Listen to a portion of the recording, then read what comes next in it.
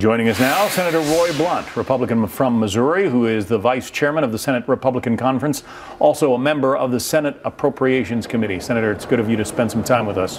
Good to be with you, John. Well, how would you assess the chances of getting something out of the Senate that will also satisfy the House?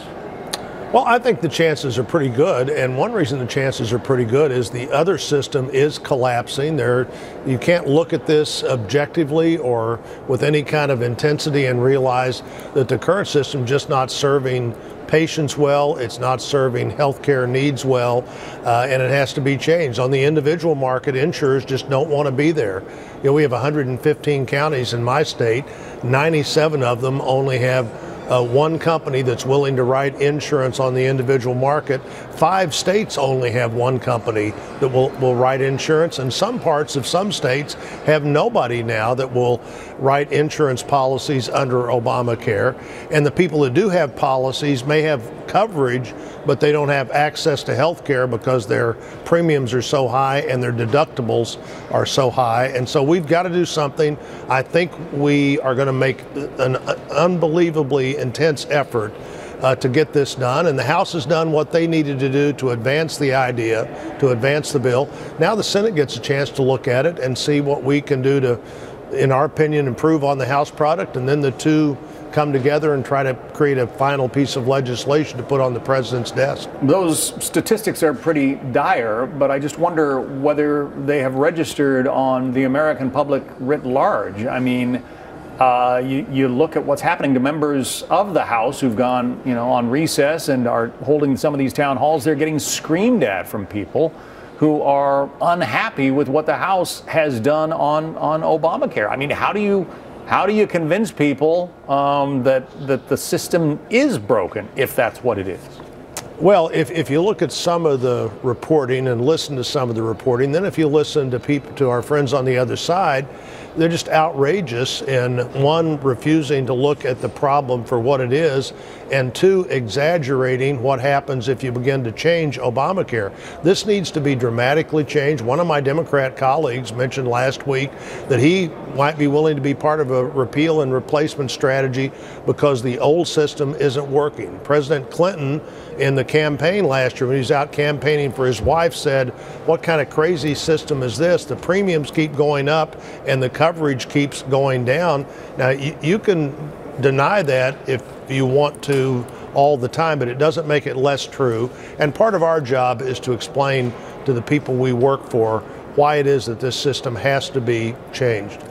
You may have just given us a headline there, because the concern seems to be in Republican circles, are you going to be able to get 52 Republicans or 50 Republicans if Mike Pence were to vote to break a tie on board with whatever it is you come up with? You're saying that some Democrats might join you? Well, I'm saying Senator Tester said last week he might have to become part of this strategy because the system isn't working. Certainly, we ought to be open to Democrats joining us. And also, we shouldn't just pass the House bill because the House passed a bill. One of the problems with Obamacare is Senate Democrats passed a bill.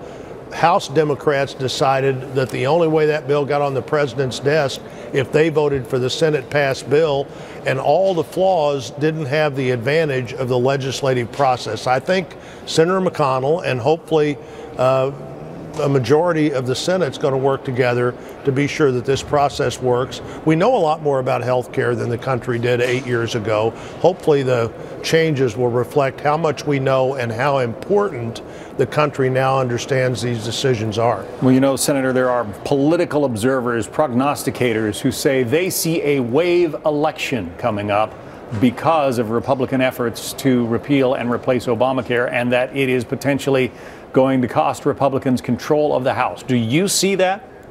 I think doing the right thing here is the best thing to do, and that's how we ought to move forward. Remember, this is the spring of 2017, not the spring of 2018.